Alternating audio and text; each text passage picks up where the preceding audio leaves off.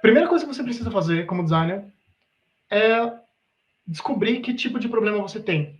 Alguns problemas você ainda não consegue resolver com essas ferramentas, e talvez alguns você nunca vai resolver. Enquanto a gente fizer jogo para seres humanos, é possível que você nunca consiga resolver. Mas a primeira coisa é você determinar, por exemplo, se você tem uma coisa na sua frente e primeiro, ela é um conceito ou ela é uma mecânica? Qual que é o rolê? O que você está sofrendo? Então, eu vou dar alguns exemplos aqui de problemas que você, designer, pode enfrentar e que você pode resolver com ela. Pesquisa, por exemplo, assim.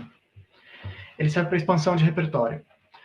Você está fazendo um jogo de ritmo numa game jam e você não sabe nada de teoria musical. Você quer prototipar rápido porque você precisa testar. Você quer uma mecânica em que duas notas de um jeito, se você bater, as notas soam felizes, e de outro jeito, outras duas notas soam tristes. Mas você não sabe nem começar a explicar isso. O que você faz? Você poderia lançar no equivalente a um Yahoo Respostas, no Reddit, perguntar para alguém e tal, mas é possível que fazer qualquer uma dessas coisas leve algum tempo até essa pessoa responder. E com uma AI geradora, é como se você tivesse um Yahoo Respostas que responde na hora, mas você tem que ficar meio atento com o jeito que você pergunta. É isso. Então, para esse nosso contexto aqui de jogo de ritmo e músicas felizes ou tristes, você poderia lançar um prompt assim. Vou escrever aqui, ó. Me explique, em até 300 caracteres, o que faz o som de uma música ser feliz ou triste.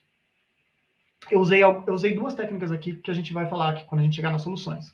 E aí, vou dar um Enter.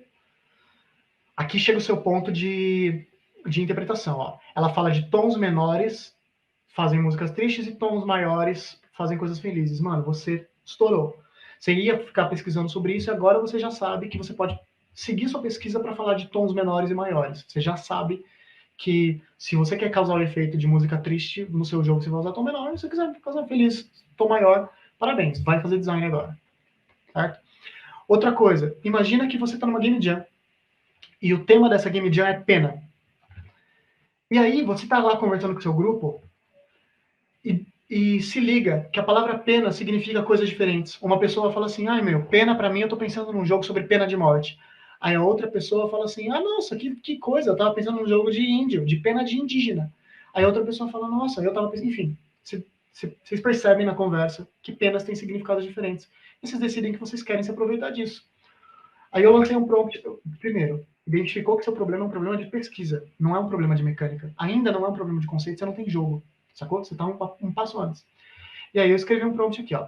Lance perguntas para um grupo que chegarem múltiplos significados da palavra pena. Essa é uma técnica muito boa, pedir para ela lançar perguntas ao invés de resposta. Especialmente se você tiver com inteligência coletiva e o grupo estiver naquela fase que eles estão perdidos, cada um começa a contar uma história aleatória. Nesse caso aqui, pedir para ela lançar pergunta direciona vocês. É muito positivo para a inteligência coletiva. E ela começou aqui, ó. Quais são os diferentes tipos de penas que existem? Que tipo de ave tem pena? Ela está lançando só penas assim, mas aqui, ó, que expressões com pena você já ouviu? O que elas significam? Enfim, você começa a direcionar esse seu grupo para lidar na sua game jam e pensar que essa palavra tem significados diferentes e que, portanto, ela pode ir para um lugar. Isso não é uma situação cirúrgica, assim, tipo, sempre que você estiver no game jam, faça. Não é isso que eu estou falando. Estou lançando que existe um. Se você identificar que seu problema é de pesquisa, resolva ele como um problema de pesquisa, meio que isso. E aí, outra coisa é você fazer assim, ó. Você tem um jogo que está de referência, você quer fazer um jogo com aquela vibe. Só que vamos supor, por exemplo, que você só tem duas referências.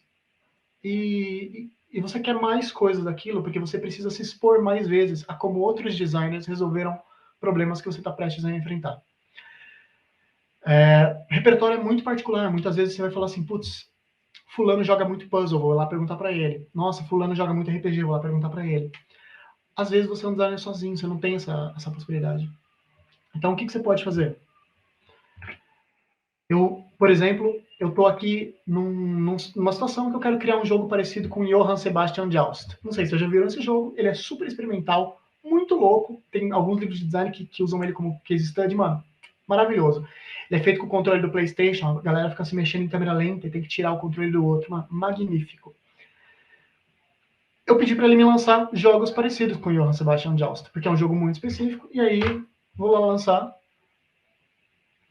ela tá me lançando um problema que é, ele não tem equivalentes diretos, porque não tem mesmo, mas ele tá lançando alguns aqui que agora meu trampo é dar uma olhada, ver o que, que eles têm mesmo a ver com aquilo que eu queria, enfim. É um problema a menos que você enfrenta de você ia pesquisar esse repertório, passar uma tarde inteira pesquisando repertório, agora talvez você precise passar meia tarde. Né? Não é tanto, mas é um pouco.